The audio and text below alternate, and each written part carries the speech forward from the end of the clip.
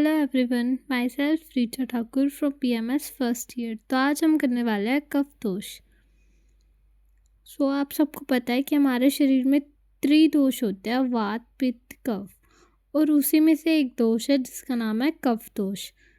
तो हम सबसे पहले क्या करेंगे, कफ दोष की व्युत्पत्ति करेंगे। श्लेष आलिंगने धातु में मनीन प्रत्यय लगाकर श्लेष्मा शब्द बनता है।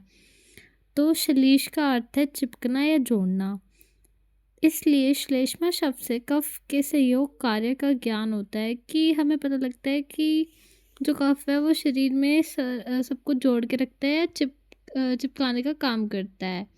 एंड इसके बाद है हम कफ की निरुक्ति करेंगे। तो इसकी निरुक्ति है केन जलेन फुलंती इति कफ। तो इसका मतलब क्या है कि जिसकी उत्पत्ति जल महाभूत से हुई होती है और जिसमें जल महाभूत की प्रधानता होती है उसे कफ कहते हैं। और इसके प्राय श्लेष्मा सौम्य ब्लास। एंड इसके बाद है कि कफ में किस महाभूत की प्रधानता होती है। पृथ्वी भ्याम श्लेष्मा। आपको पता है कि संसार की जितनी भी चीज़ें वो पंच भौतिक है, पर उसमें आपको पता है किसी भी पंच महाभूत की प्रधानता होती है। तो इस कफ में जल और पृथ्वी महाभूत की प्रधानता होती है। एंड उसके बाद है कफ के स्थान। शीरोग्रीवा प्रभा अमाण्यो अमाश्यो मेदश्च श्लेष्मण स्थानानि तत्राप्यूरो विशेष श्लेष्मण स्थानम।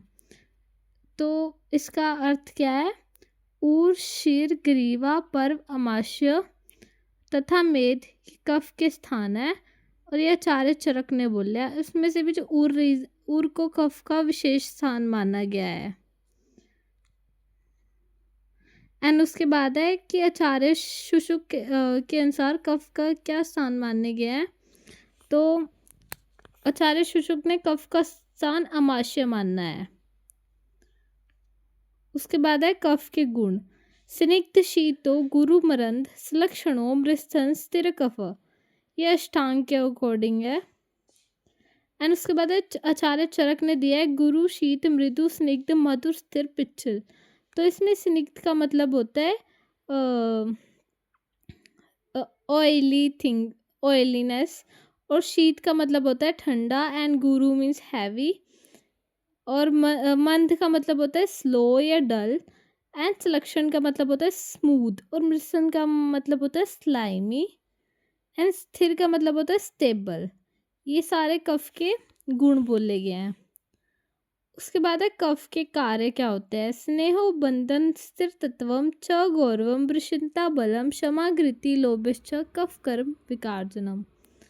तो ये चारे चरक ने बोले हैं कि शरीर में स्निग्धता, संधि बंधन को मजबूत करना, ये कसना, और शरीर में स्थिरता, वृषिता, क्षमा घृति और लालच ना करना। तो आप देख सकते हो कि जो कफ के गुण है वैसे ही कफ के कार्य भी है। उसके बाद है कफ के भेद। तो कफ के भेद जो है वो 5 बोले गए हैं। पहला है अम्बलक कफ, क्लेदक, बोधक, तर्पक और श्लेषक कफ। तो इनके विशेष स्थान भी है। जो अम्बलक कफ है इसका जो स्थान है वो है ऊर प्रदेश। ऊर मतलब कि थोरैक्स रीजन। एंड उसके बाद है क्लेदक का अमाशय बोला गया है। उसके बाद है बोधक कफ का जीवा, एंड तर्पक का कफ है सिर में बोला गया। उसके बाद श्लेषक का कफ जो है ये संधियों के अंदर, जॉइंट्स के अंदर जो होता है वो है। उसके बाद है अम्बलक कफ सबसे पहले। तो जो अम्बलक कफ होता है ये ऊर स्थान में रहते हुए अन्य कफ स्थानों का अम्बलन करने वाले कफ को अम्बलक कफ कहते हैं।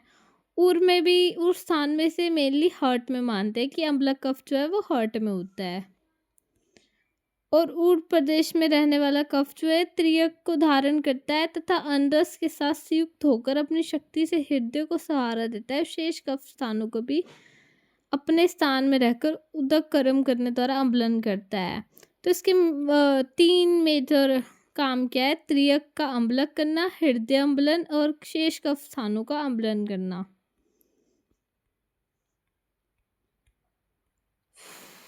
तो ये इसी को डिफाइन किया गया है कि ये कैसे करता है। जो तृतीयक अस्थि होती है उस पे सारा शरीर खड़ा रहता है और तृतीयक अस्थि को ज़्यादा काम करना पड़ता है, इसलिए तृतीयक प्रदेश में बहुत सारे काम होते हैं।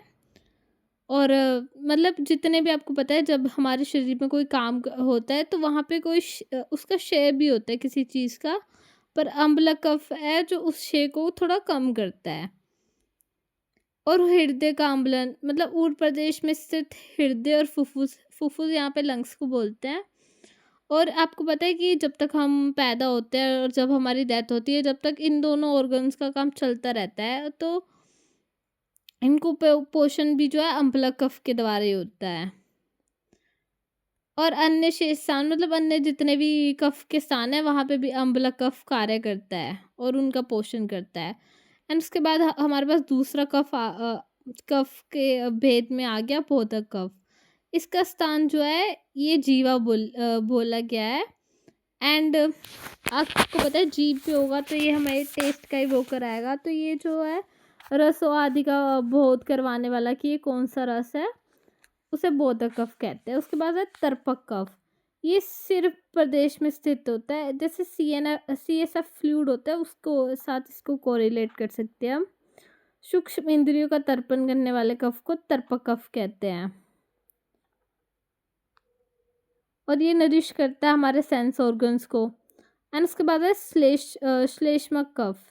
ये संधि प्रदेश में रहकर इसको हम साइनोबियल फ्लूइड के साथ कोरिलेट कर सकते हैं और सभी प्रकार की स्थिरता ये प्रदान करता है। जैसे ये कफ का कार्य है, आपको पता ही है कि साइनोवियल फ्लूइड्स हमारे जॉइंट्स को प्रोटेक्ट भी करता है। एंड यहाँ पे यही लिखा है कि श्लेष्म कफ के कारण अस्थियों का आपस में घर्षण नहीं होता और संधियाँ बिना रुकावट कार्य करती हैं। उसके बाद है क्लेदक कफ। ये अमाशय में रहता है। वहाँ आए हुए अन्न का क्लेदन करने वाले कफ को क्लेदक कफ कहते हैं। तो ये आपको पता ही है हमारे डाइजेशन में काम करता है। So thank you.